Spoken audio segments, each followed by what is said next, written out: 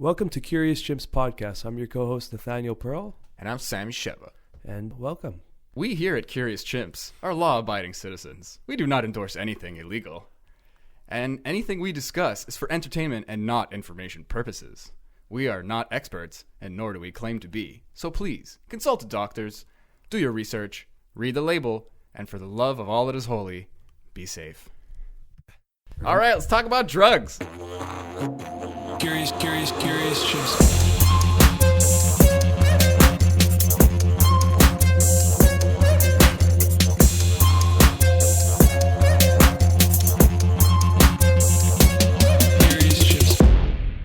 Oh, big stretch. I'm a little tired. You went out last night, no? Oh, I did. It was great, actually. Yeah? Nice. We went to fucking Ice House and just ate a bunch of ribs and chicken. I want to go to that place. Don't they drop the whole fucking thing on your table? Oh, yeah. Dude, the guy had style. He was such a, like you know, you can tell someone's been like a waiter, he's been doing kitchen for a long time. Like, he just knows, he's just like, hey, bing, bang, boom, what's going on? Da, da, da, da. And he's like, you guys, that big table, you four? Okay, bang, okay, you guys, this, that. He just doesn't stop moving, you know? And then, Sounds like cocaine. fucking maybe, dude. 50-50. Maybe, actually, like 80-20 probably. Because it's a restaurant biz. But, or he's just a high-octane guy. I met some people like that, too. Do I look funny with the hood over the headphones over the hood? No, you look good, brother. Yeah, thank you too, man. Appreciate it. But, yeah, they put everything in a bucket for some reason. And it's like a metal bucket. And I don't know why they make the food, then put it in the metal bucket. But they had already like placed a piece of paper, like a roll of paper on the table, like down the center, and then flip like these kind of like, you know, the French fry paper, you know, in the box. Oh yeah. That's like kind of red and white checkers, sort of. It's like so deli paper. Exactly. They put like two of those in the. It's like these squares of paper, and then the guy comes in, he like fucking like flare bartenders the fucking bucket and like tosses it upside down. Like he doesn't super flip it around, but he goes like what? And then like it comes out and then he goes kunk, and it's like this super loud like the metal pops kind of thing at the bottom, and all the food slaps onto the floor or onto the table. Wow. And there's no plates. I mean, like I ordered pulled pork tacos also because it's like, why not? Fuck, amazing pulled pork tacos. Yeah. It was really fun. It was me and my brother. And we took out my two cousins because one of them was in town from Toronto. Nice. And I mean, they're like in their 20s or something, and it seems like they just never tried anything. Nice. So we're like they had, like one of them never ate ribs and the other one never ate oysters. Oh shit. So we're literally just getting all this stuff, you know. Yeah, Montreal's the place to try things, man. We got pretty much everything here. Yeah, and that's one of those good places too. They kept being amazed by how small the restaurant was, and I'm like, you haven't seen the Beanery or something where it's like a little hallway. You know, I tried to describe it to them, like imagine it's like half as small, or like even like it's just literally a hallway. Even Schwartz's is like it's little fucking. It's like an aisle. Yeah. You know? There's like you can be sitting next to a bunch of people. It's like shared tables. Yeah. I saw a few people. The people before us, they were 2 and 2, and the guy comes out and he says, "Look, the bar's empty, or you guys can share a table." And right away my brain starts going nuts. Like, would you sit next to each other and try to chat? Would you lean into it, or would you go in front of the person you know and try to ignore them? You know, it's like, yo, you want to get like fucking something for the table? You know, like I don't know who you guys are, but we're all fucking family. You know, let's go. That would be ideal, but not many people are into that. But the best thing there is this fucking. I don't remember which. I think it's bourbon. I think it's straight fucking a type of something like bourbon and like a lemonade. And it's fucking delicious. They give you a pitcher of that shit and you drink it like beer and it goes down so fucking smooth. And I am not at all hungover, but I got a little tipsy. Nice. And I don't drink much though, so it hit me nice. But dude, the food, you can't get hungover. No, I was eating so ribs fried. were falling off the bone. Yeah, fucking the fried chicken had like a glaze to it. Nice. Like everything was excellent. Everything I gotta was go fucking try it. excellent. This is turning into a commercial for Ice House. Damn, fuck! I would love to go there. I've been thinking about it for a while. They don't take reservations, eh? It's just like show up. No, but they're cool. It's like my brother called beforehand. He said we're like 20 minutes away. We're 4 people. Is there a lineup? He goes, no, you'll be fine. Nice. We get there. There's like those 4 people I told you about, and we just got in right away. I love those spots, the small little intimate settings. You know. It's kind of that plateau area a little, like not exactly. It's but just like, off Saint Laurent, right? It's close, and there's so many places like that, and they're the ones that stay open. Yeah. They're the ones that make it for some reason, and it's like the food has to be good, the location has to be good. A lot of them are on the corner for some reason. Yeah. Those are just more it's the popular best, spots. though. Have you been to a Maison Publique? I don't think so. You would love this place. It's a little bit expensive. The chef is like a renowned across Canada. I forgot his name. Oh wow! But he's like top 3 or in the top something of chefs in Canada. And fuck, you go there, it's like a bar. You just walk in, it's a bar. You have like a little table. People are just chilling at the bar. It doesn't look like a restaurant per se, and they have no menus. It's just chalkboard. Mm-hmm. And you can do the chef's menu where it's just like fucking he makes it up the morning of, and then just brings you a bunch of shit, you know. You're like, surprise me. You just put your hand over your eyes. So that's what me and my buddy did. We just like, just bring us everything, pair the drinks, just do it all, you know. Nice. And I'm telling you, it was some of the best food I ever fucking had. One of the plates was just like a bolognese sauce with like fresh Quebec ham, just like a plate of ham and bolognese. And it's like, fuck, it was so good, you know? If it works. Yeah. I was freaking out. And then like the main course, we were already full by then. They bring out this giant charcoal grilled fish with the bone in it. We're just picking at it like savages. Wow. Yeah, it was insane. Man. It ended up being like $100 each, but like you can't change. That was a 3-hour experience. It was like, yeah, I mean, once I get a fucking decent job and I'm actually like not fucking scrounging for scraps kind of thing, every 2 weeks I'm just gonna go and fucking burn a few $100 somewhere. There's something about a restaurant experience with friends, good company, even drinks or no drinks, but just like good food and enjoying that as the night out. Like that's my clubbing equivalent now. I'm with you on that, man. It's like there's nothing more valuable and precious than like having a fucking good dinner with people you like and just sharing fine memories, whatever comes up. But in that setting, it's, you know, I always thought of doing a podcast like that, like a dinner podcast. You just go to restaurants, you set up a few cameras. Yeah, but you're going to drop like 30% of your viewership because they just can't, they're just going to hear. But that's like an ASMR, isn't that a calming sound like dishes and... Oui pis non, I don't know. It depends on the person. Because it's fucking like... I think I kind of have that misophonia thing a little bit. It's hard to say because it's something I've always experienced, and then I kind of looked it up. So in my head, I feel like it's something I discovered, like a name of something I already had, you know. But you never know with these things. It's very interesting. You'd need to be in an fMRI. You'd need someone to fucking start smacking lips, and then you just see the brainstem light up, and then the doctors go, "Oh, this guy's got no control over this experience." But at least at a more conscious level, like if you hear certain things, does it do anything to you at a physical level?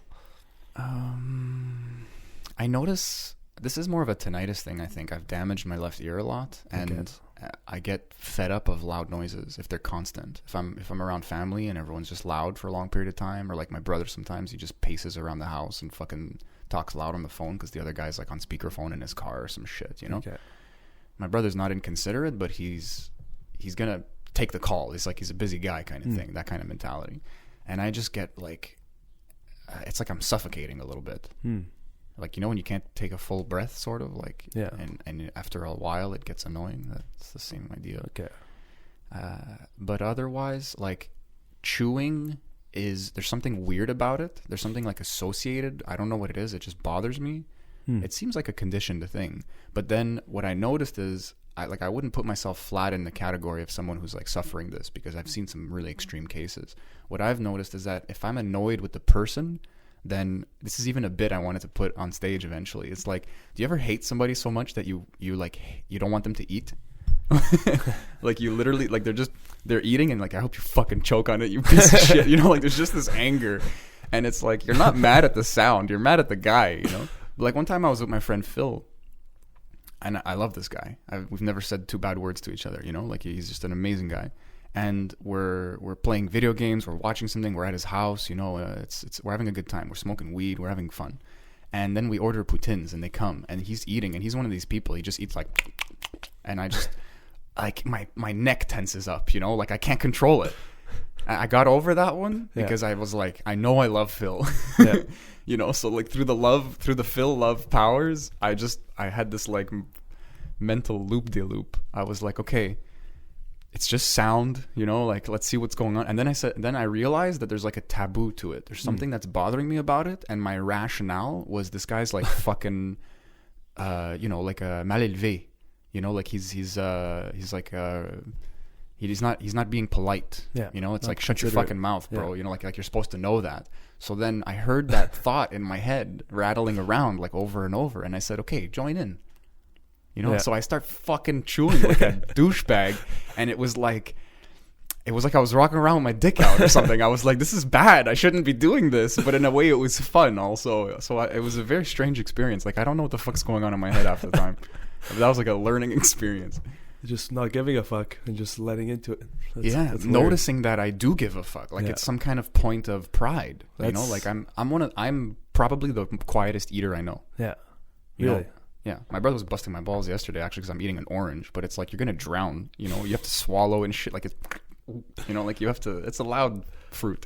That's funny. That's like a micro ego death. Like just accepting that and just joining in with him and doing that. You know? Yeah. It's getting annoyed. It's funny when you can find things where you look at yourself and like, oh, you're being silly. Like this shouldn't bother you.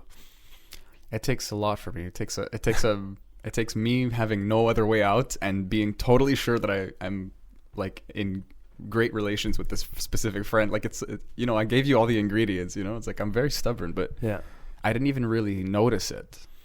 You know, it was like this very, like you said, it was like a mini ego death. It was just kind of this, like, I found a way out and I was better for it, but I didn't stop to say like, oh, I did it kind of thing. Like, it was really just this funny experience. Yeah, but otherwise, in terms of the sounds, like, I don't know. Like, I've tried ASMR, and there are some that I found that were very, like, it's like sensual and kind of like tickling, whereas it can be more like annoying tickling or pain when it's a different sound. And it's yeah, that's the best way to describe it. And the best one I found was just this girl, like, describing her day. she's whispering. Yeah, she's whispering, but it's just the type of voice she had was like naturally high, and she's whispering, and she's doing the kind of like left to right thing, like with you're supposed to have headphones there because they have like special microphones and all this shit. And she had this like subtle Japanese accent, and I was like in heaven. It was so weird. I can't explain it. Those videos, they don't get it from me. I kind of just get impatient. But I've noticed with my dog, like feeding her like peanut butter, for me, the sound of her just it's like, it's calming. It's hilarious. And I'm like, wow, okay, so I have that, whatever that fucking condition is, I guess, for that. But it could be just association too with like memories and stuff like that. That's what I think. I think for most people, it's it might be, maybe misophonia is like a source, like a form of trauma. Yeah. Maybe something crazy happened. I can even think of a time when I got like my ass kicked, and it like was like it preceded a person chewing very loudly. It's like not even a stretch. Like I clearly remember that. There you go. So maybe it's just it's weird because when I hear someone eat an apple, all of a sudden I want an apple. And I was wondering where that started from. Like when I hear that crunch, yeah, like that first weird, bite, specific sound. So then I actually recently I watched Dennis the Menace. You remember that movie? Frighteningly well, actually. Yeah, that's weird me too. Like I remember almost word for word the whole fucking thing. So I was watching it, and the scene with the robber goes to the kid and steals his apple, and then just slices it with a knife and takes the bite. That's what started that urge for apples.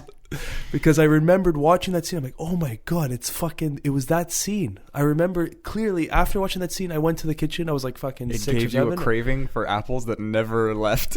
And it's like, usually I would love to eat it with a knife.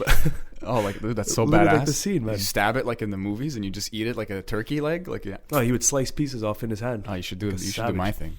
Like fucking it's more have like little rotisserie bites, you know? Oh shit! Oh yeah, we burnt like fucking 15 minutes because I was late. Good. Brother, I don't know. Let's just shoot the shit because I have cool shit to bring up. Do it. Something really recent I just saw this morning. Brian Rose from London Real, he put out a post. Maybe you saw this tape over his mouth. Did you see that?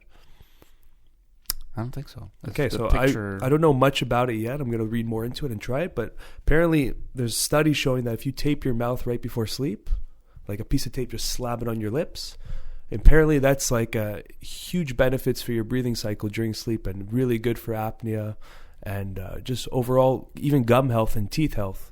And there was like, I was reading a little bit before the podcast. It was like this doctor was saying that teeth decay happen when you're sleeping because your mouth's open and they're drying out, and all those microbes and the microorganisms are dying and just getting dried out. But with your mouth closed, apparently it's going to increase your teeth health and less decay and all that, plus increased quality of sleep. So fuck, it's cool. So if you're suffering and you don't want to buy those weird machines there, where yeah, like fucking gas mask. It's so. I mean, if it helps or whatever, I don't care what it looks like. It's very interesting. I never thought of it, but it makes sense. Like, you know, even like for meditation and relaxation, like breathing through your nose is already stimulating the calmness and parasympathetic. So it would make sense in your sleep cycle if you were breathing just through your nose. Like those systems are being activated, you know? There's even long-term studies. I don't know how the fuck they measured this. Maybe it's just like habitual. They see someone obviously breathes through their mouth like more often than not. And even mouth breather, like even they brought it up in Stranger Things. Like that was like an insult that they use, but it's actually an insult that people use. Mouth like breather. You fucking mouth breather, yeah. Okay. And it insinuates that they're stupid, but it actually does correlate. I don't know. I never read deep into other studies or anything, but apparently you're like a higher functioning human being if you're breathing through your nose.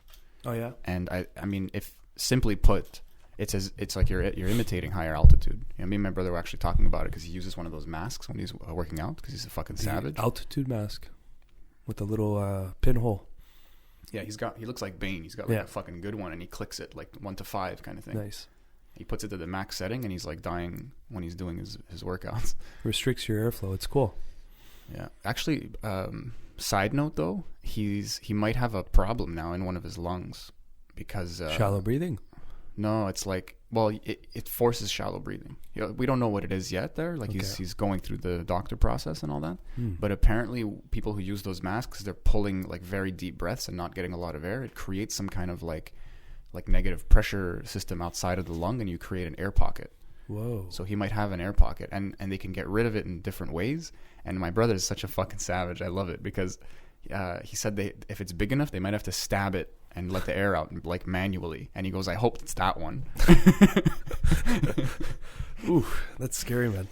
But those studies say that you should live at altitude so that you really get acclimated, and then exercise at sea level to get the best results, because then you'll get more pump. You'll get more bang out of your buck. So breathing through your nose through your entire life. Yeah. My mom used to tell me all the time, you know, you have a fucking fly catching gape, like people say, like your mouth is just open. Well, even in yoga, like when I first started, I was huffing and puffing. Now it's like probably 95% of the class is just through my nose, controlled breathing. Yo, YouTube an Ashtanga class. Like everyone knows what they're doing, and there's probably a teacher also like showing. It's like Taibo. The guy's just doing the thing in front with you in case you lose your place or something. But they're all breathing at the same time. Nice. And they're all doing the Ujjayi breath the whole time. Not every style forces you to do that or suggests you to do that. Yeah. But they're like ocean sound. And it's the whole class, man. And their diaphragms must be like a bicep, bro. They're just they push that a lot at the studio I go to. Ujjayi breath, it's called. Yeah. I forgot all of my. I gotta like open my books up again and get back into it, get brother. Fresh. Yeah. It's a powerful art that I want to get into. Teaching yoga, man. Wow. I love it, and I'm just kind of leaning into the fact that there's something kind of like there's a flavor of religiousness around it that is unavoidable. People will call it a cult or parts of it if you go deep into like the ashram life, and it's hard not to see it that way. And there's prayers and practices, mantras and chants and all that. And it seems so secular to me, and it seems so like functional and so just about being human. So it's like the religion of life in a sense, that just applies to everybody. Whereas other things are more story driven, I was learning about Buddhism yesterday, and there's other deities. You know, there's like a Japanese or a Chinese or like there's different iterations of Buddhism, and they'll pray to other like Buddhas. not just like the Buddha, you know? Okay.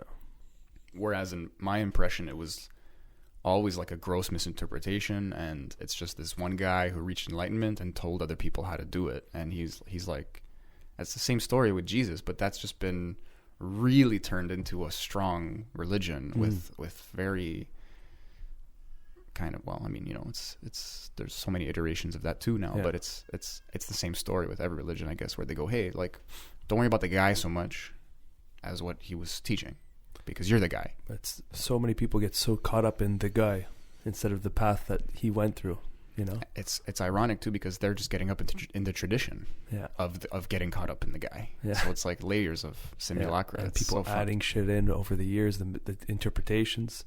So in essence, all they were really trying to say was like, yo, it's in you, God. Just see it and be it and treat everyone as if it was you.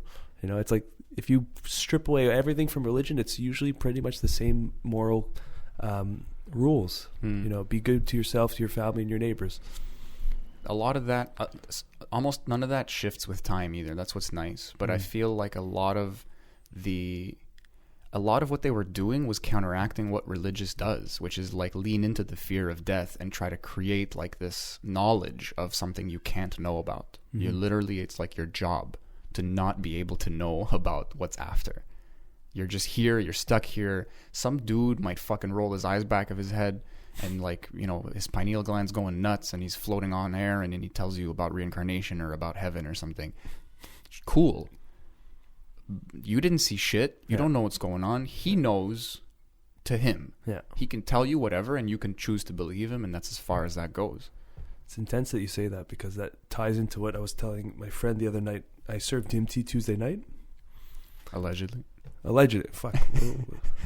Tuesday night in Portugal. Tuesday night, 17 Tuesdays. So allegedly, yeah. And I was saying, I'm like, what I'm offering, it's like a direct experience. You're not hearing it from someone else. It's not being given to you from a different person, and you're accepting what you're hearing. You're getting a direct experience with whatever you find. I can't influence it. It's a direct link. And that's what I love about like meditation now and the psychedelics in general, is like you're getting a direct phone line to that source field, whatever you want to call it. And you're not hearing it interpreted from a priest or a fucking rabbi or some guru, you know, like you're cutting out the middleman. And that's valuable, man. That's, for some people, all they need is to hear it from a priest or from whatever. And they found it themselves through that. And that's good, you know? It's a start. Yeah, it's a start. For me, I've never resonated. Blind faith is a flimsy, it's a ladder, you know, it's a start. Yeah. But when you get a direct link and you go through those steps, it's like, it's incredible, you know? And it's in the zeitgeist now, because people, I used to say this as a joke, and I heard a lot of other yoga teachers and other people say this exact word. They're not teachers, they're facilitators. That exact word is bouncing around so strongly lately. You're the guru. Yeah. I don't know what the fuck you're going through, man. Yeah. I just have these techniques that worked for me, and a lot of them didn't work for me. My practice is not going to look like your practice. Zero. You know, that they even divide it in yoga. I mean, different names, different schools, all that stuff. But the way I learned it, it's like there's literally 4 like chunks of yoga. And it's like, look, you can pray all day. You know, you can just like talk to God. You could just be for God. You know, like prayer, chant, all that stuff. Yeah. You can read the books and the scriptures and everything and get really like psychological about it and philosophical about it. You can exercise like crazy. You can do all the breathing techniques, the asanas, the meditation, or you can just focus on your daily moment to moment action. You can try to be selfless. You can try to just understand that the things you do now are what matters most, and that's what's building your life, and that's what you need to focus on. In a general sense, I guess that's true for all of them, but it's like karma yoga, raja yoga, jnana yoga, or jnana if you want to say the J, and bhakti yoga. They literally lay it out for you in this way. And what I'm noticing too, back to what we're saying, is that there is no right way. It's like you're the guru, and a lot of people say touch on all of them. There's one that might just call to you and all that jazz, you know, but for most people, I think dip your toe in all the waters and you don't have to necessarily let go of any either. That's a valuable point. You said that there's no right way. And it's like, I think early on in my psychedelic use and all that stuff, even I'm noticing in meditation, a lot of the practice is untangling the predispositions and expectations that I had. Mm-hmm. And that was like, I would say 80% of the work done was that. Untangling everything I thought it was and what I was supposed to get and what the other people reported and everything. That's the religiousness I'm talking about, because that's what I'm realizing people are hearing now. When I say these words, they hold so much experience behind them, personal experiences. For them, they just go like, anything I say is added into the box of yoga, which whatever box that was in also. Like and then I'm kind of respecting the boundary. I'm seeing, oh, this isn't for you yet or whatever. I interrupted you. No, but yeah, it's that. And it's really, that's the problem, is that you create these categories of things are what you expect. Okay, I'm going to do this. This is usually what's going to happen according to this, and this, and this person, and this person. And then you get there and it's like nothing related. Some stuff's the same and you go, oh, cool. And a lot of stuff's different. And you're like, what the fuck? Yeah. Like, I'm here and it's nothing like what this guy was just telling me about. Yeah. And then the more you work with it, the more you realize, okay, I built up these false ideas. I got to unbuild this and rebuild my foundation according to how I'm experiencing this. Yeah, totally. You know, and it's like, that's what I tell everyone now when I allegedly serve DMT. I say, I'm like, everything you read and know and think you know about this, put it aside, you know, because that's already like half the battle. Once you forget what you've read and stuff and you just go into the experience open and without any expectation, then you'll find whatever you're looking for. But if you go in like, oh, I'm expecting to see, like Terence McKenna would always say, little green men coming to say, welcome, welcome. I fucking done DMT maybe 20, 30 times by now. Never seen little green men. Not once. Never seen them. I've seen patterns communicating with me, but I've never seen what I picture when he says that is actual little green men saying, come in, and like... Maybe that's how I interpret it. That's what I got out of it. It's literally his interpretation. I thought you were saying you're expecting to see Terence McKenna. Like, you continued your sentence, but you're like, just hello, welcome. That'd be pretty badass. He's like, you've made it. you took too much. So it's really about that. It's just, and that applies to everything. Is like, go into something as if you just found out about it, without any of the added bullshit. And then you'll have the direct experience. All that set and setting stuff that we're talking about, it seems peripheral to the experience. And that's the point that you're saying, is like, we're taking care of everything else so that you can let your guard down. Yeah. And in this case, part of your guard is all those expectations. Yeah. And they won't necessarily change your experience for the better or worse. They could, but they can definitely kind of filter your experience afterwards, you know, like the fog lifts, so to speak, or comes back, if you want to. Yeah. And then you just start, you know, it becomes a memory, and memory is fucky, to say the least. Yeah, it's ridiculous how bad memory is. Yeah, it's like, tell me what you ate 2 days ago for lunch. Oh, that's easy though. Oh yeah, yeah, okay. Sauerkraut. Oh yeah, sauerkraut.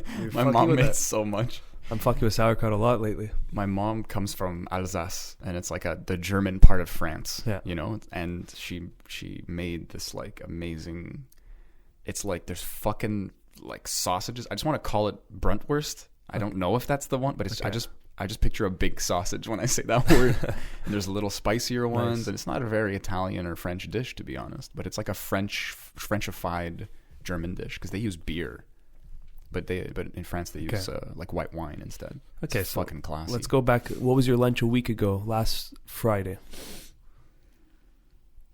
Imagine I get it. Okay, that would be pretty impressive. Last Friday. But even if you do get it, we'll just extrapolate to a month ago. That day, actually. Let's go to a month ago. Like, that's how bad memory is. You're like, I'm gonna win this one, Sammy.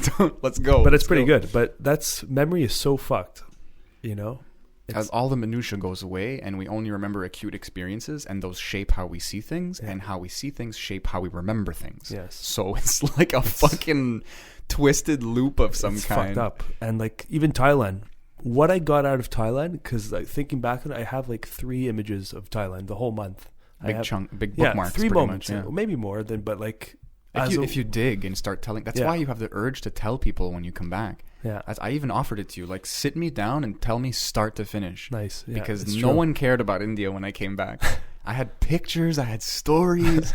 I didn't even know what the fuck happened to me, you know? And then they're just like, hey, you're back. What's up? Let's smoke some weed and get a job, bro. Like, but what I got out of it was 1 month of positivity, of insanely crazy, adventurous times, and just overall and positive excitement, meeting cool people. Just the whole month was pretty much just like this fucking fuckfest of great time, you know? And that month is in my life now, creating new patterns of thinking and activity that are all unconscious probably by now, but are literally happening because of that 1 month in my timeline. So that's what I got from it. It's an integration process, which we've touched on a lot.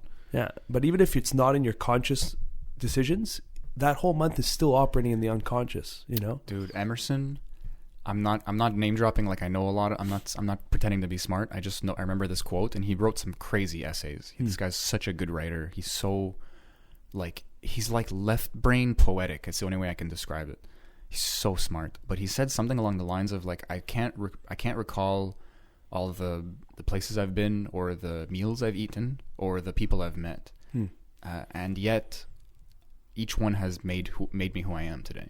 Wow. I'm paraphrasing, but it's fucking true, man. And like, same thing with India, man. I just, to this day, it's like more and more sparse, and kind of hits harder also in a strange way. But I'll just see something in a new way, and I'll realize that it's like different from the way from before India, or I'll even remember something from India, and then there may or may not be an emotional response. It might just be a memory, or it might be like oh wow, like I see something differently because of something, and it's like years and years later. It's hard to picture, but it's right now at this very moment.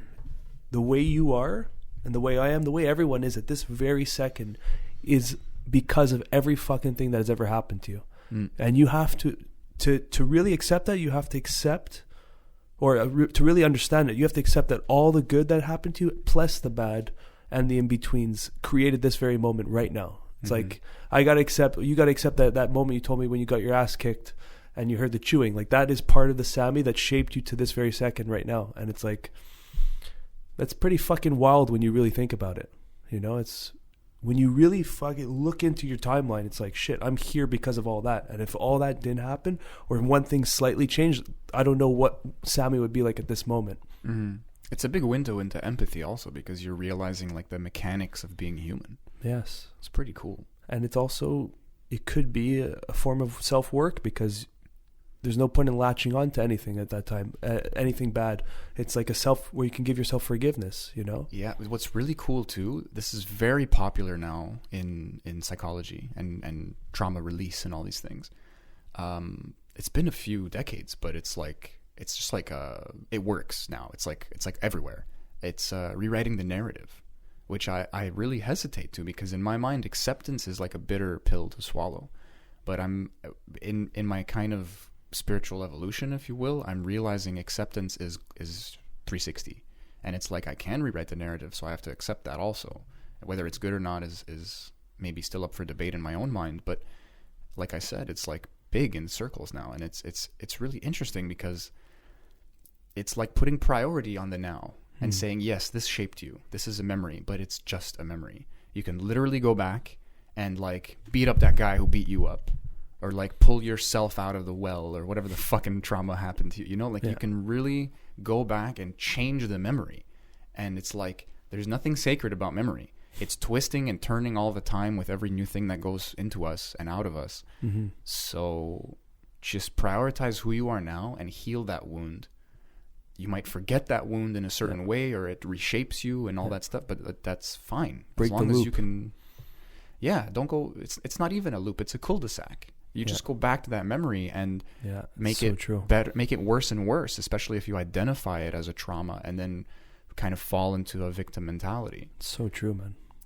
Whereas you can experience trauma sans victim mentality and just accept in that kind of 360 way I was talking about. And part of that acceptance is, hey, I can rewrite this. I can reframe it. Might be the more neutral way of saying it, because rewrite is like a redaction, like I change it. Can't reframe. Reframe might be better and maybe more realistic, but rewrite is also in the fucking toolbox. Yeah. Which is hard for me to hear because it's like, no, this is what happened and blah, blah, blah. It's like, dude, you don't know what happened. It was decades ago. You're just here now trying to remember with your stupid monkey brain. Yeah. That's like half full of drugs and tired. We just spoke about your meals 2 weeks ago. If you can't really remember your meals 2 weeks or a month ago, exactly. What the fuck is that memory you're thinking about? My nervous system remembers those meals and remembers those traumas fucking really well. Yeah. But the way my brain interprets them, it's a different story. It's an optical illusion. It's like it goes through. It's broken telephone, man. It's crazy. Yeah, and we put so much weight in those things, especially now because of Google. Mm-hmm. Because everyone's like a Dr. Phil, like fucking professional, you know. And they're like a cereal box psychologist, you know. I don't know what to call it. Everyone thinks they know what the fuck they're talking about, but they don't have the full story. Mm-hmm. It's like someone who says, yeah, I know how to change your oil, then he does something wrong, and then you fucking you know, like you don't know the holistic view yet. You're not a professional. You're getting a small picture of it. Yeah. A lot of people, you know how many fucking assholes I know who see me cross my arms and they go, "What's wrong, bro? You're crossing your arms." I read an article and and it's like, "Fuck you, bro. My back hurts." So I fucking crossed my arms so I can puff my chest out. Like, you know, you don't know the whole story. It's true. And the worst part is I know a lot about that stuff. So I bust people's balls. It's true. No one knows how to get a baseline. Yeah. If anyone who's listening to this, if you think you can read people, maybe you can, okay? But get a baseline first. Yeah. You can't just look at somebody. There's no global rules.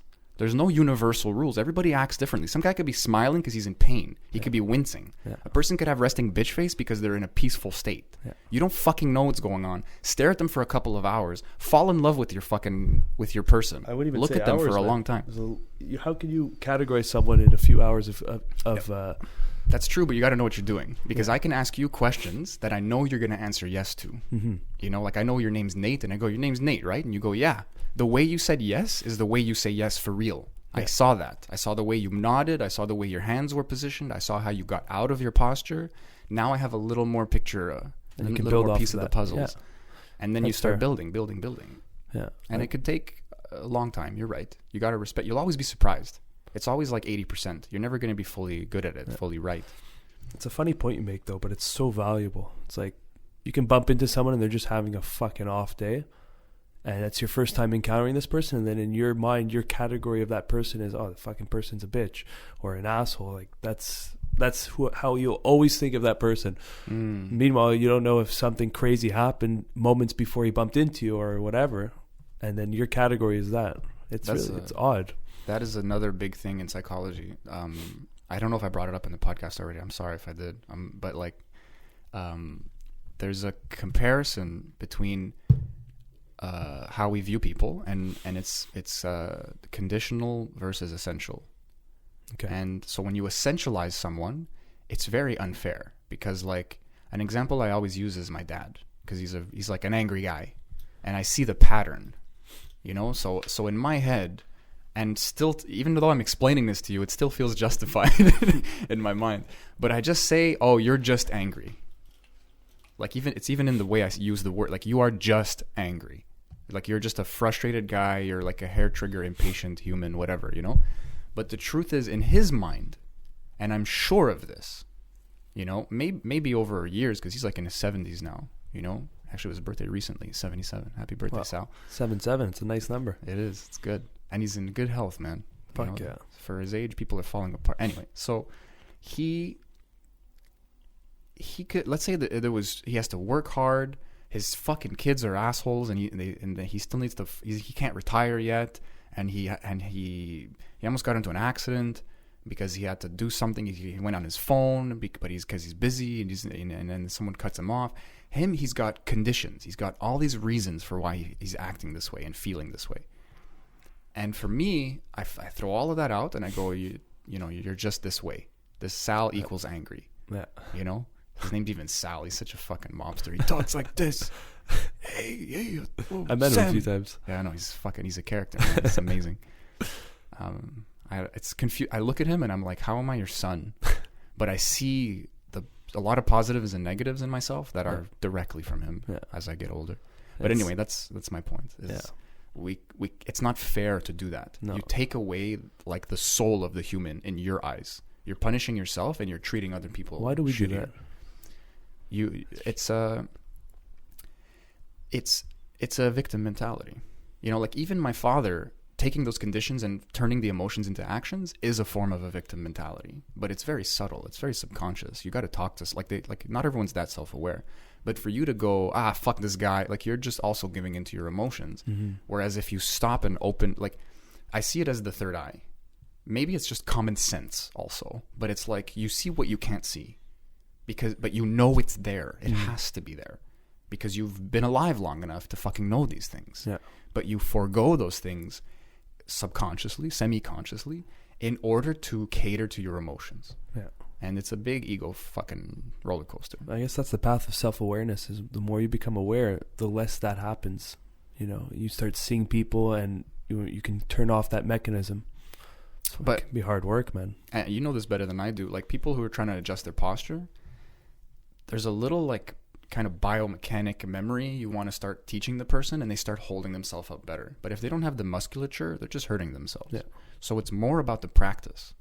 When you meditate, you're in a kind of bubble, and you're able to cultivate equanimity, and then you start seeing it popping up in your life, and you surprise yourself. Yeah. When I have a meditation practice, I wake up and I immediately start meditating. And I love that. I need to start doing it in the morning. It makes me so happy. But I don't even get out of bed. Like I become aware that I'm awake, and I just go into a state of meditation or practice, if you will. Yeah. Cool. And I love that because it's kind of like it's a quiet, comfortable spot. My body hasn't moved in a while. Like it's like a muscle memory almost, like a reflex. But when you start seeing these gaping windows in your actions, and it's just like a voice or something just goes, you have a choice here, this is a pause, you feel it. It's the same taste, the same color, whatever, of meditation, of those moments when you saw a thought and you went back to your breathing or whatever the fuck. When I'm noticing, it's day 7 of meditation, I think, or day 7. I'm noticing in daily activities and daily choices now, anything I have to decide or do something, there's a brief second of pause, which I never had before, and it's just like observing why I'm doing this. Let's say, well, this is a little bit more mechanical, drinking this water, but let's say, I don't know, I'm craving some type of food, and then I go to the kitchen and I pause instead of impulse, just eating what I see.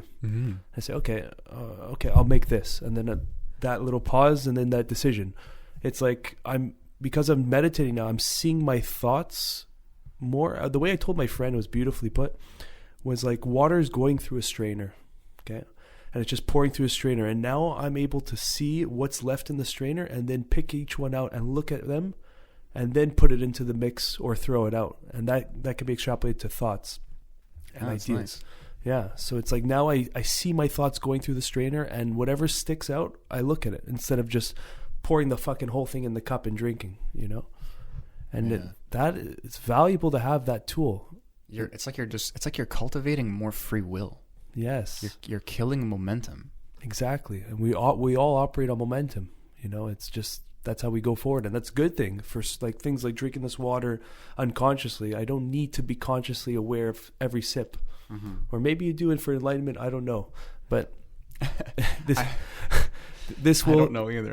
I don't fucking know. That would be kind of chaotic in the mind to everything you do has a. I think it's just unrealistic. If that's your goal, then you have to like emancipate yourself from society, because there's a certain pace, and we're a certain humans are just a certain animal. Yeah. We have a kind of range of gears or speed or whatever that we function in, and society is its own animal, and we're kind of forced to adapt. Which obviously there's a lot of grinding metal in so to speak. Yeah. But there's a lot of like I keep going back to that 360 acceptance, because I feel like I accept things in chunks, and I'm actually catering to like victim states again.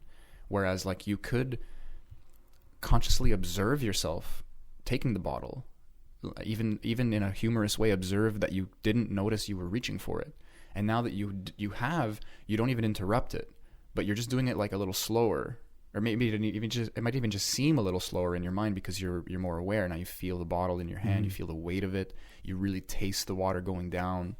Nice. Yeah. There's just a little extra layer there. Something's a little different, but it's just your awareness to it. or there's a little, maybe there's less of a layer there. There's less bullshit. Like the fog is reduced. Yeah. Interesting. And yeah, so that's what I've gotten from meditating so far. And for me, that feels very valuable.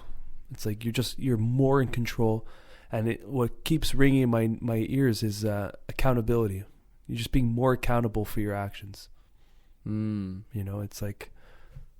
That's well-rounded, because you're taking away from blame, which is just established useless. Yeah, but we all do it. We all put blame on, this substance is addictive, this is that.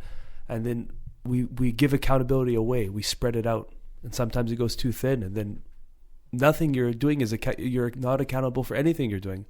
It's a waste of energy in a nutshell. It's like I come from a house that's just reflexively like we're inquisitive, but like we're kind of accusatory, and it's like it's always the mission is like, okay, who is to blame?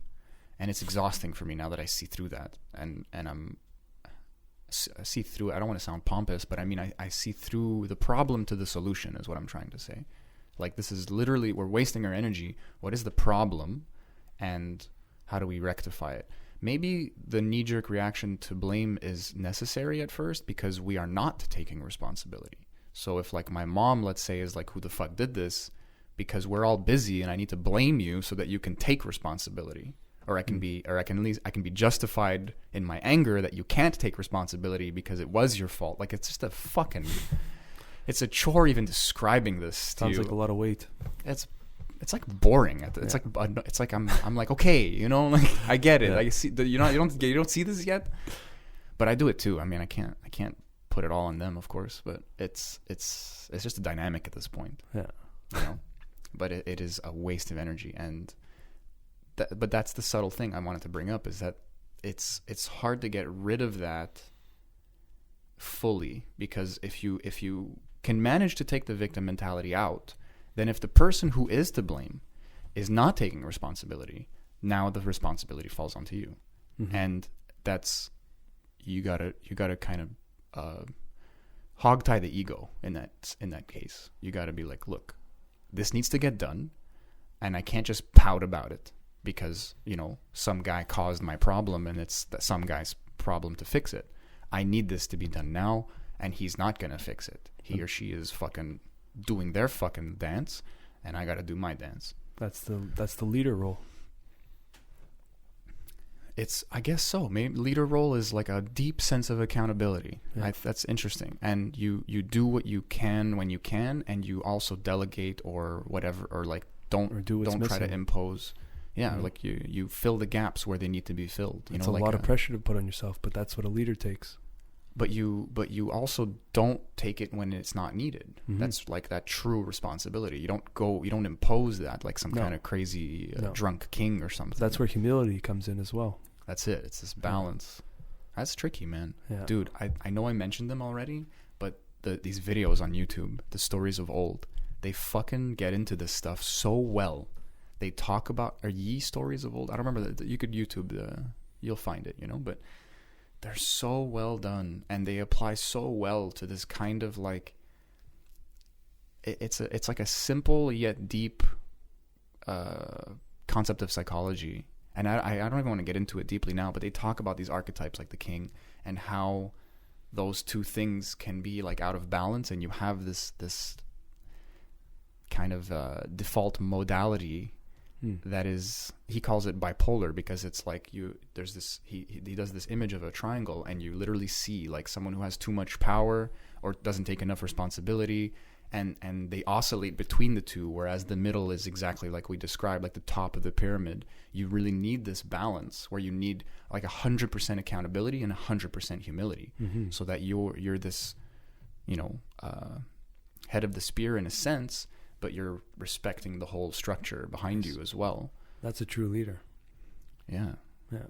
And that's why those are very rare, you know, because some people take the lead forcefully or whatever, and it's just, it never works.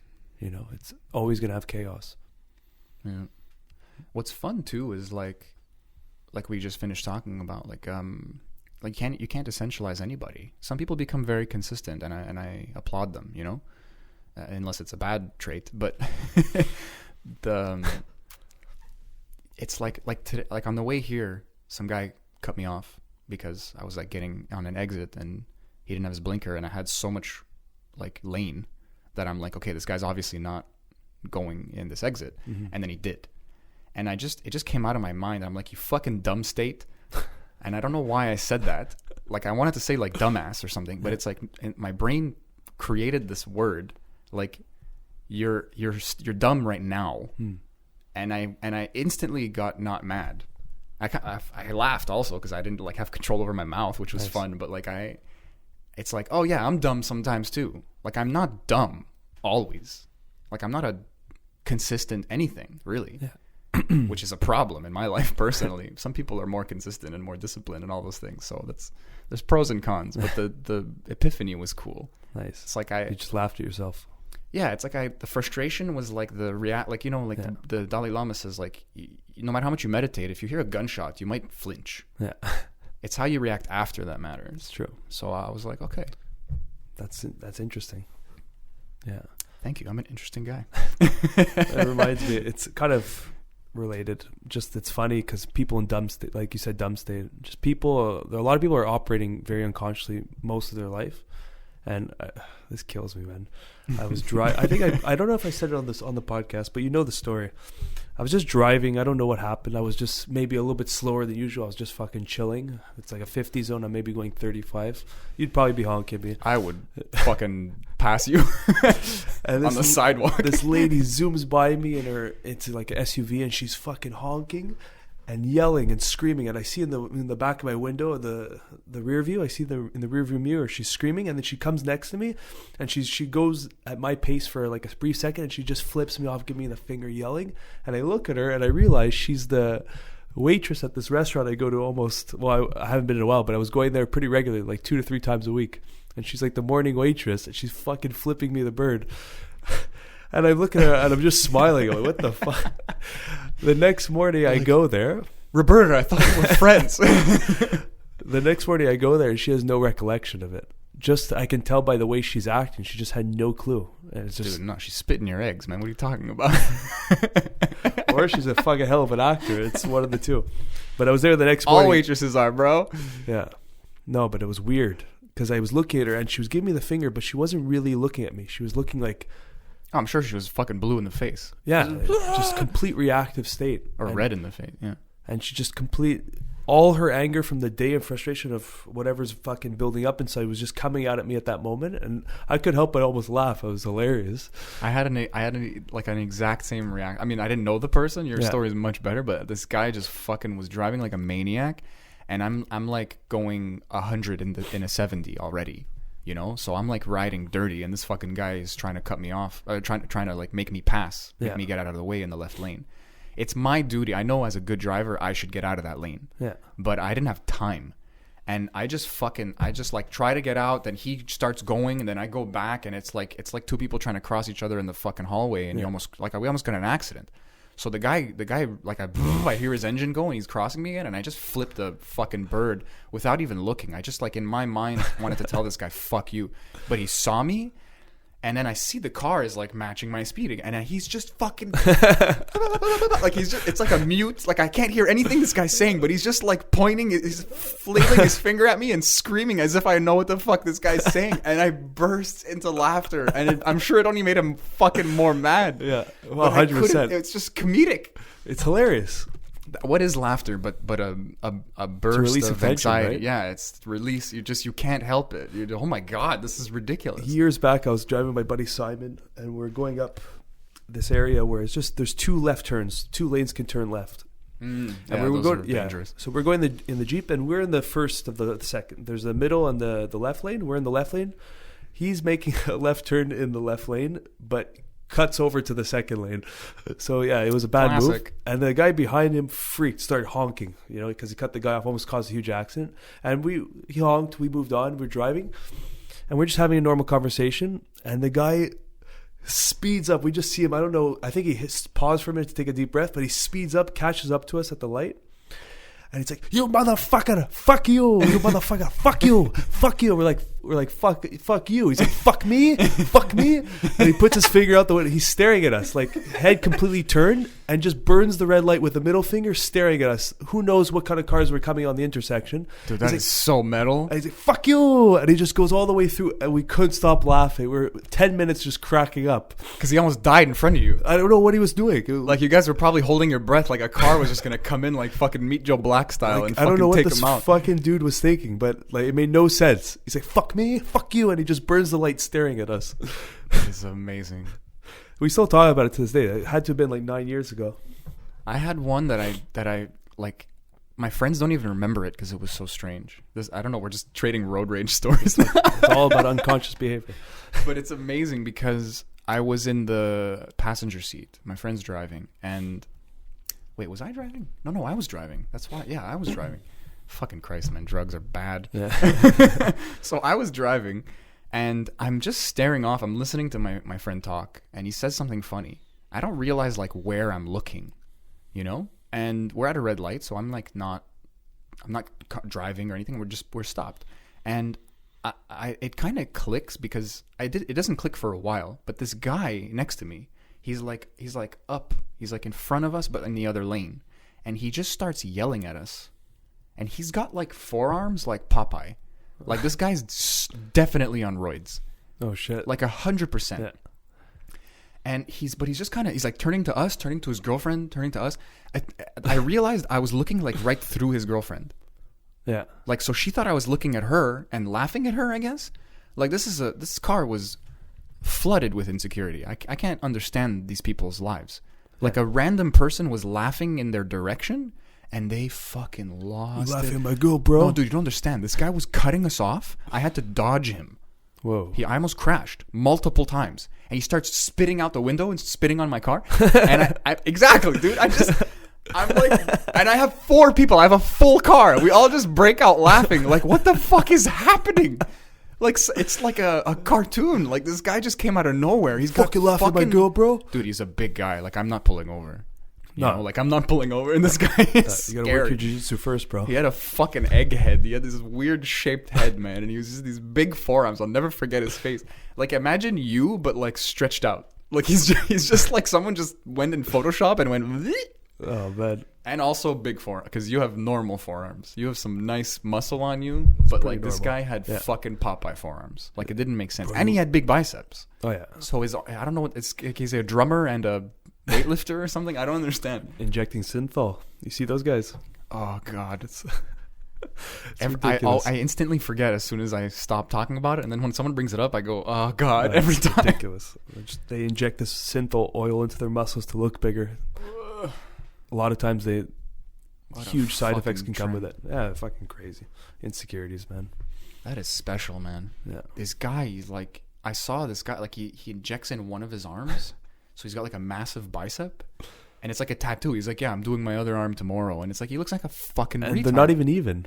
It looks But like you're It's not a muscle. It's the It's a weirdest bubble. thing. Yeah, it it's doesn't move when he moves his It's the arm. weirdest thing. He's like, check it out, guys. You're like, check what out? What circle are you in that this is okay? I always Get wonder new that. friends, I bro. always wonder that. I'm like, who's telling you this is a good idea? Who's not telling you it's a bad idea? Like, do you have Jeez. parents? Like, Jeez, that's a tough one. hey, son, maybe you shouldn't inject your skin with oil so that you look like you have non-functional bubble What muscle. kind of shirts do you wear with that kind of thing? I don't know, man. Does that shit pop? There's been deaths from it. Dear God. It gets into the bloodstream and fucking causes all sorts of problems. It's so crazy to find something dumber. Like when I found out people were dipping tampons in vodka and shoving it up their ass or something to bypass their liver, Yeah. and then they were dying. It's like, okay, like Darwinism or whatever. You know, It's like very popular Darwin right Awards. now. That in high schools I was reading. That's popular now. Yeah, well, it's How been is around that a long possible? time actually. Yeah, But I don't it's fucking understand. there's a lot of cases of that. I remember Don't in do high that. school that there The was- liver's supposed to process your fucking alcohol. You Yeah. morons. Yo, debate though. Hmm. Would you get high if you put weed up your butt? Would you get high? Yeah, because when you eat Yeah. edibles, Rogan always fucking says it goes through your liver, it turns into something else, and that's why you get blasted. What if you shove it up your fucking Like you blew smoke in the reverse ass, pie hole? or you just put a no? nug That in would there? instant anal cancer. Just instant fucking. I mean, like, Just put a nug in there. I guess an oil. Just stick a nug up your ass. Maybe it would work. Like, just heat it up in the oven Like, first. sorry, what the fuck are you doing? Like, THC. bro, it's for my ass, bro. Bro, Putting up dude, a it gets grab. you so fucked up, bro. You leave it in there for Put 30 your minutes? pants back on. You're tripping me out, man. Because you're not digesting anything, so it would have to be an oil. Dude, I don't know. Maybe you break it down. It's a very absorbent membrane in your fucking. Yeah, but it wouldn't In break your down a hooch, solid. in your You butt would hooch. need, you would need a nice, I wonder. I mean, Right? I went to... See, it was funny, but now you're curious. Fuck. I got another Get one. me some oil. I'll slab some in there. I think you need a dripper, like a turkey baster. Or something. You gotta get it in there for real. Oh my god. They have THC lubricant and massage oil and stuff like that. Nice. So I wonder if, like... Nice. Yeah, I wonder if I want some of that. upon entry, what kind of freak party it would turn into. You bang into overdose. Does it get you blasted? I don't It know. must. It would. I would think so. I bet it gets a girl blasted more though, because you're, again, Yeah. absorbent hooch membrane. I got away with words. I'm a word wizard. Hooch membrane. You're putting a nug up your ass. That's hilarious. It's so funny to picture. And there's a joke in there somewhere because nug is like a nugget. It's like a poop, like a poop nugget, but like a reverse poop. What would you call that? We could probably think of something funny, like A reverse poop? No, like sticking a nugget of weed up your ass to get high. I don't know. That's Getting ass blasted. ass blasted. No, I'll think of something better, but it'll take me like 5 minutes. Yeah, I wonder. Or if, like, the tampon thing with alcohol, if they did that with just a fucking shit ton of THC oil, I'm sure it would work. I don't know. I'd love to find out. Yeah. Because, I mean, if something enters your bloodstream, it's going to hit the liver eventually. But I guess because you digest it, it hits the liver first. So that's what they mean by bypass the liver. So I guess it will just take you longer if it has to go through the liver to turn into the whatever, the THC. But it's also way more potent, right? Because Yeah. you're not breaking it down in the liver. The liver's not extracting anything. So whatever the dose is, it's direct into the bloodstream. So maybe you'll just feel high, You like might as get if you smoked. fucking blitzed. With THC in general, it's pretty safe because the poison scale is like... Maybe you'll just get an infection or something weird. You'll get like Ugh. you're messing with your... But internal- alcohol has a lethal dose is pretty low, right? So that's why you're hearing these insane stories of people actually overdosing on alcohol and getting poisoning. It's because they're might not look like a lot, but it's directly entering the bloodstream with no filter. Oh my god! Imagine you have like a cut. That's what I wonder. What's the appeal? Doesn't it burn? Even if there isn't a cut, you're inside. There must be some type of weird feeling. Oh god! Maybe it's like Like a bird. peripherally sexual. Oh, Yeah, they're just like definitely stick not that good. shit on my ass. definitely not good for you. Oh my god! I'm Fuck. so glad I'm not a teenager anymore. Fuck, man. Talk Peer about pressure makes you teenager, man. stick. If you all those videos, 2 Girls, 1 Cup and all that stuff. Oh god! Fuck. Speaking of assholes, there was one. I think it was like 2 girls, 1 fishy or something no. fishies. No, I don't even want to know. Oh my god, my friend sent to this me. Cover your years ears, Grandma. ago. Back in high school, I don't know if it still circulates in the same way it did when we were all in high school, but I don't think it does. There was something like more scarce, you know more what? sparse about the internet. Content was very limited back then. It Like was 4chan and shit. Like once you found those things, it was like a well, and it was Yeah. horrible. But like But- pretty much the viral videos we all saw in Casa were kind of universal. It was like everyone saw that, or LimeWire, or whatever you used. Even the early YouTube days, like that fucking dramatic squirrel. You remember that video? Dramatic It was squirrel. like dun dun dun. And it just stares at you for like 4 seconds. For sure. It's the like- one I saw though was the Kill Bill song. Like it Okay. turns Yeah, and then they, it goes like they remix it. Yeah, "Boing," they and remix it a turns million red. times. But like that was like the early day viral videos that everyone knew about it. And so, God. like, Two Girls, One Cup, when it came to the surface, it was talked about everywhere. Like, it was like the biggest thing. First, I was like, you know why I think it's less common now? Because it was new. Like, this whole disgusting concept was new to the internet, where now you can find literally anything and everything. But you have to go look for it. Yeah. Whereas like your friend bombs you with, it's like, Yeah. go watch this video, it's funny, and then it's like, oh, what's happening? So then there was like two guys. Then there was one guy, one hammer. Then Mr. Hands with the guy with the God. horse. You saw that one? That was fucked up too, I man. don't know, the Pain Olympics. Oh, BME Pain Olympics. That Why was. are we telling people about this? Don't look It's- any of this up. This is like the no, you cocaine have of to. internet. You don't need this drug in your life. It's better left unlooked. But Yeah, seriously. You know. It's just the worst. but there was one where there was like. I think it was Serbian in- film. I'm just naming more shit. Two Guys, One Hammer is a hard one, man. Oof. I don't know what that is. Stay away from that Don't one. tell me it. Stay away from that one. No, not even gonna try it. Serious. People listening, if you're fucked, check it out. But don't blame me, because Two Guys, One Hammer is one of the hardest videos you'll ever watch. You know, as I get older, like there's even can't just watch like that shit America's anymore. Funniest Home Videos shit where people bail hard, Yeah. and I'm just like, I can't. I This is can't. horrible. Me This too, guy man. is like this dog is dead. There's Yeah. like a dog falling down a hill. And I'm like, that dog's dead. I can't Or- see this kind of stuff anymore. Or like that guy, boom, that guy has a concussion. Boom. I That guy think it's CTE, boom. because life experience gets in there, and there's more you can relate more to situations. You know. I thought more that it was the like medical information that's like more just accessible and I think more it's all of popular. it, man. It's all smushed into being an adult and being older I and think having you're right wisdom. though. I think it's a big empathy Yeah, thing. because when I was young, I was watching. Oh, look at this video! Like, Yeah, you're like, oh, fucking losers. Look at you fell like an idiot. so oh, it's called I Love Fishies. Anyway, I'll give a little. I just wanted to get into it a little bit. She just asshole up into the camera, just waving at everyone, Oh god. and she's just pushing and shooting out tadpoles, and they're landing in a fucking bucket. And then before you know it, there's like 30 tadpoles in that bucket, Oh my god. and they showed how they put it in. No, I was was just gonna say like that's the mystery is that it's just Yeah, coming you out keep of watching nowhere. that shit. If you didn't turn it off, there's a funnel they shove it in, and they're just Oh, pouring the no. water and the tadpoles in their There's ass. only one way to do it. I don't need to know. I don't need to Oh, see it it. was odd, man. Oh god. Hey, but that's kind of impressive. It was very impressive, but definitely odd. You know? Oh my god. What happened to just a good old golf ball in the hooch? you hear the and then Yeah. and it goes flying across the room. Oh, It was funny. It was for all ages. I Love Fishies is next level insane. I apparently love the word hooch. Yeah. That's it. In Thailand too. I didn't go to it, but they had this thing called the Pussy Show, and like it's renowned.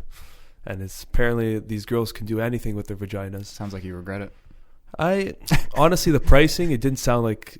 I don't think it's a place you go alone. If you're traveling alone, unless you meet a group and you make a friend group and say, "Hey, let's go to the Pussy Show." Yeah, let's go. I just felt weird going into that bar alone. Like It's a gag, right? It's Yeah. it's like But- even going to a movie alone feels a little weird at first, yeah. but like you can't hide that shame You know, people that when can't you eat, get out. people that can't eat at restaurants alone. I never understood that. Can't? Yeah, I guess they just never tried. I love it. I did it once a long time ago and kind of fell in love with it. I was like, it's like you uncover a conspiracy. You're like, why don't I do this all the time? That's weird, bro. Why don't we do It's this? fucking awesome, man. Yeah. But I saw something. It's a meme that comes back sometimes. But it's like I saw a guy eating at a restaurant alone. And he wasn't checking his phone like a psycho.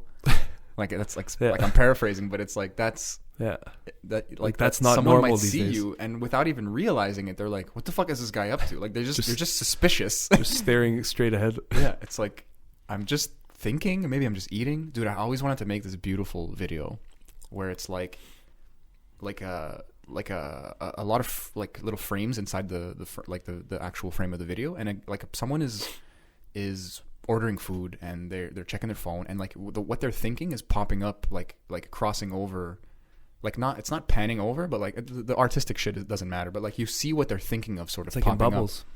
Or Yeah, like clouds. or squares. Yeah, like okay. like little screens on top Okay. of the screen, of the bigger screen.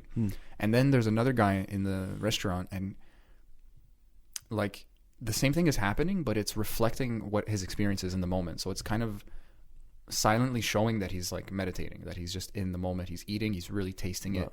You might see memories, like flashes of what he's experiencing, like with associations. Nice. And then it comes back to what he's experienced. He hears something Whereas the other girl, like I don't know why I made it a girl. I just, this picture of like the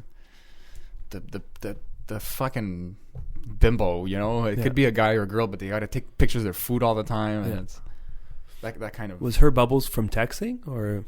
No, it's like just what's in her mind. You know, she's eating, but she's thinking of something else. Then the phone rings, and then like 10 things Just pop up that what it overload. could be. Yeah, and then she gets the waiter, and then there's like you can see that she's getting anxious, and then she's getting frustrated because there was something wrong with her meal. Nice, and then the other guy's just sitting there, and it's just clink, you know, like he's just clink clink. He's just eating the water, and then it's like you feel the moisture around the It's like almost appreciation and gratitude he's having. Yeah, but like in a visceral way, Nice. like in a really physical way. That is something I relate to a lot. Anyway, that's funny you say that. That ties into the small meaning of this viral. podcast. the water with the strainer.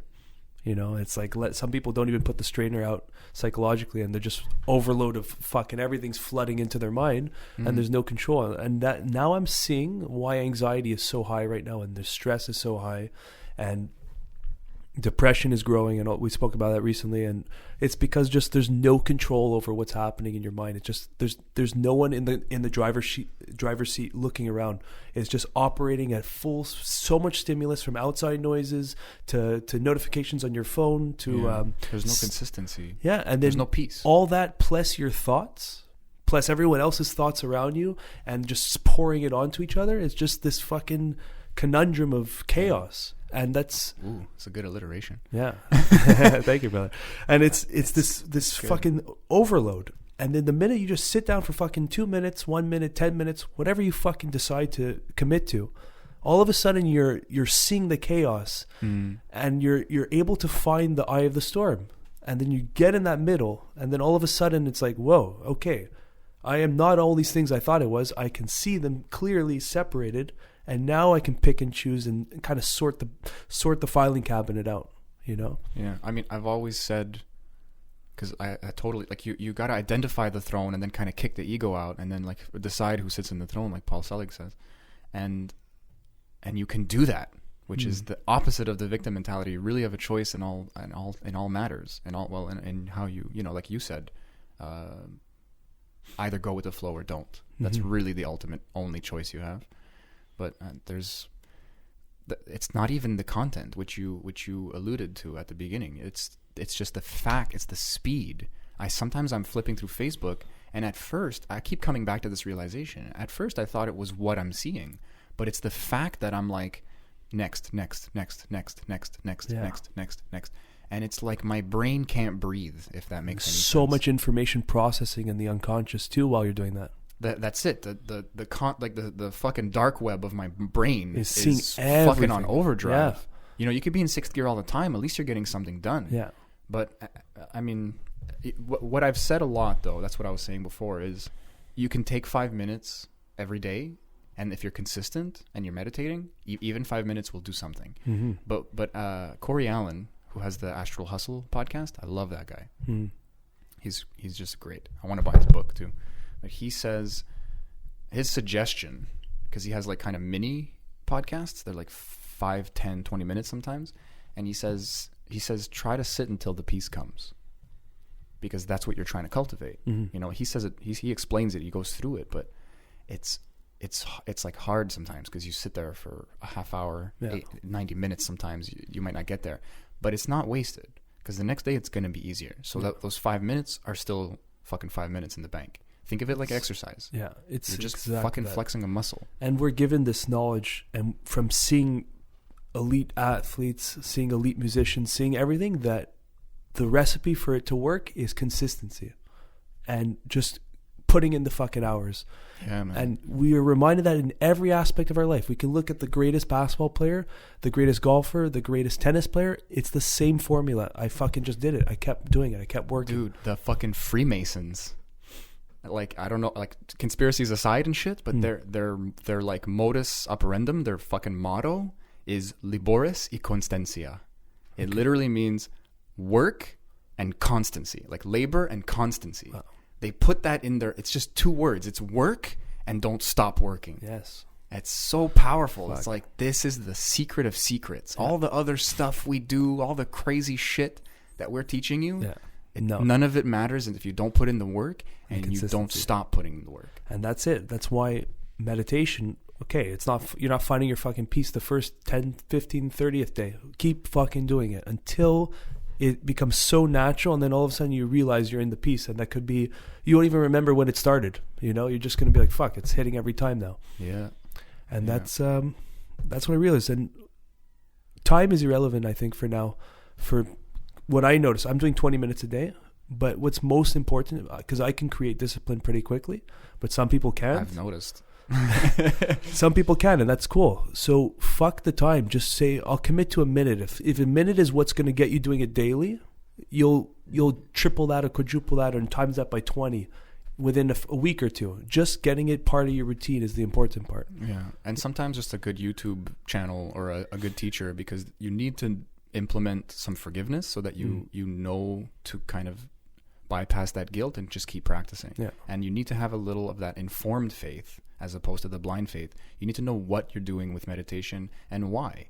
And then, I mean, we won't get into it now there. We're out of time, but just know how to and know what you're cultivating, and if a little bit of direction, and as soon as you feel that you're slipping, you know, maybe take a break, maybe meditate in a different way, go on a walking meditation, you know, just count your steps or something stupid like that. It works. Yeah. Or standing meditations are fun too. Interesting. There's the Sufis spin around, man. Yeah, they just spin spin in a for hours, circle. man. I don't know how they don't vomit, but Yeah. do you, man? It's crazy. All right, brother. Let's wrap it up. Zip it up and zip it out.